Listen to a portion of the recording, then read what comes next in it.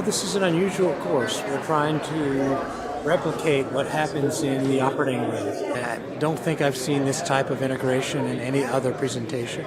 This feature, I think, is going to grow from its old version to its new version as we move away from microscopes to the neurosurgery cockpit. At most of the national meetings, the technical advances presented by the different industry partners are isolated from the medical education component of a course.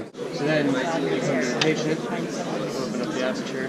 In this course, the idea was to bring everyone together and to have everyone see exactly what the other is doing, to look at what is the best that each has to offer.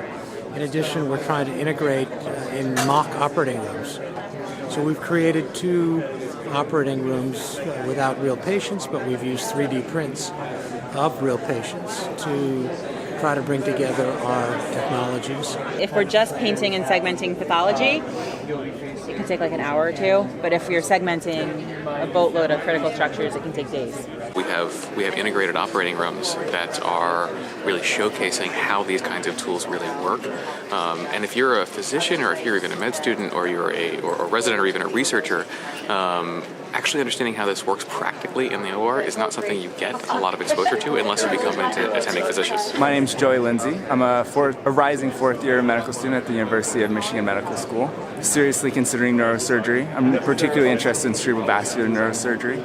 So I think it's extremely helpful. For me, for a medical student, I had an opportunity to work with the intraop microscope. I've never really had an opportunity to manipulate that on my own. So it was really interesting to be able to see that and be able to use the magnification on that. If you're doing an endoscopic surgery through the nose, recovery you're typically in the hospital maybe a day at most. I think this is an even more exciting time because when you think about the context of training and education, the ability to use this as an educational tool and platform, I think, will help medicine as a whole. I think it will help training as a whole. We also walk a little to the left, right, and then turn to the right, navigate out.